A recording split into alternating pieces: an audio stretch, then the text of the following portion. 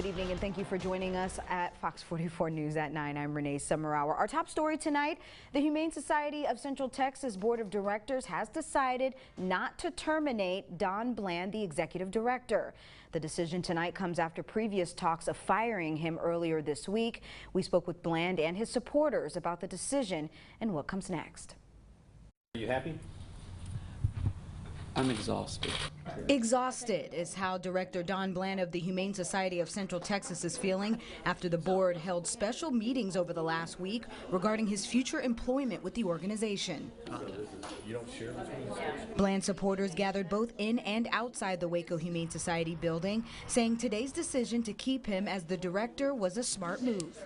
They have taken the high road, which is to sit down and start talking and resolve their differences peacefully. According to staff members with direct knowledge of the situation, Bland was notified Saturday that the board was meeting Monday to discuss his employment. While no decision was made then, the board decided to hold an emergency meeting today to make the decision, which came out in his favor. So that's all I can say, because we've got to sit down and work out our plan to move forward. It would be an injustice to let Don lose his position. According to Humane Society staffers, possible reasons for Bland's firing include the board's disappointment with his continuous lack of fundraising efforts. But now that he's staying, Mr. Bland says this setback won't stop him from future plans with the organization. And we're going to sit down and work out what we need to do to see where we need to move from here. All right, homeowners in a McLennan County RV park are putting their homes back together today after a frightening situation last night. The Waco Fire Department, Swift Water Unit, and other agencies rescued 9 people as heavy rain pushed the Tawakoni Creek out of its banks, flooding the RV park. The first call came into the sheriff's office around 9:30 last night. Deputies checked 17 mobile homes and travel trailers, one trailer actually being picked up off the ground by the moving water. We did have one trailer house that actually was lifted up and moved several feet. The folks that were in that trailer house, we were able to get out, and they are safe. A lady that lives right down 2 doors from us, her trailer got swept sideways, and we had to try to get as many people as we could out. And then when it got really deep, we didn't want to walk over there anymore, so we called the fire department and the rescue and all that. And that was one of the RV homeowners speaking with me last night. Officials say it took about 45 minutes to get everyone out. A Red Cross team also responded to the scene and is helping those displaced to get back on their feet. An EF2 tornado with winds of up to 120 miles per hour hit Bryan yesterday, injuring at least 1 man and destroying multiple businesses and homes. Fox 44's meteorologist Michelle Trotter went to Bryan today and spoke with 2 men who were inside those buildings when the tornadoes hit. Renee, the men are pretty shaken up about it and say they are very lucky to be alive today. One actually flew across this building to the other side and suffered minor injuries. As fast as I accelerated, it was crazy. I mean, it was nuts. Nothing like I've ever felt. Kevin Fitzgerald was inside this building when he heard hail hitting the roof and saw the doors starting to bow in. That's when he went to hide inside his bathroom. Anyway, then I saw the building and the wall, the bathroom come up, and then I felt myself get pulled, and next thing I know, I was going fast. I know that. It's through the air and getting hit by all kinds of things, and then when I landed, a bunch of stuff landed on top of me. See that little space in there?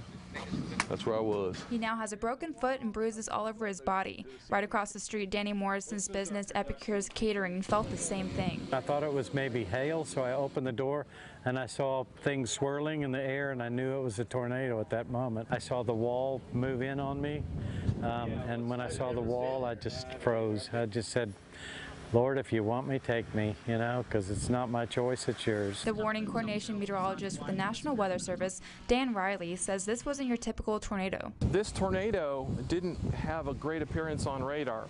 It didn't show up as even a thunderstorm, more of a shower.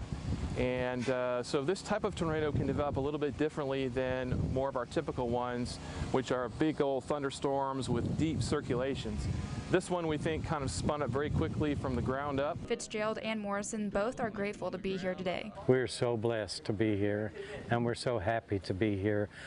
All of this can be fixed or replaced.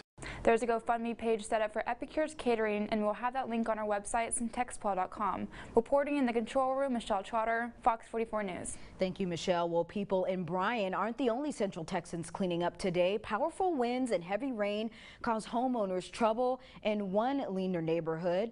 People we spoke with say it looked like they were staring into a washing machine when they looked out the window. The storms toppled trees, knocked down fences, and even launched a trampoline into a tree.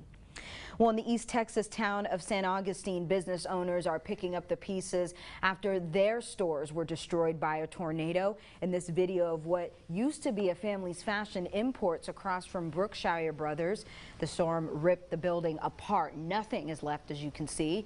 The twister shattered the windows in the Family Dollar and scattered debris everywhere. Insulation and air ducts are hanging from the ceiling of a convenience store, and it looks like a wall was torn apart. Luckily, through all of that, no injuries have been reported.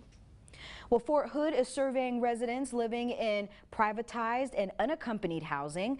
According to the Army, the move to gauge resident satisfaction is based on services, property, and their overall experience. The survey runs through May 24th. Officials expect to announce the results in July, I should say.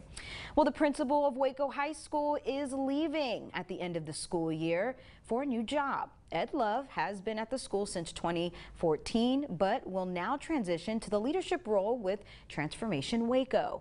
He will become the executive director of school leadership. Love will work with the principals of the 5 high schools that are part of the in-district chapter partnership with Waco ISD.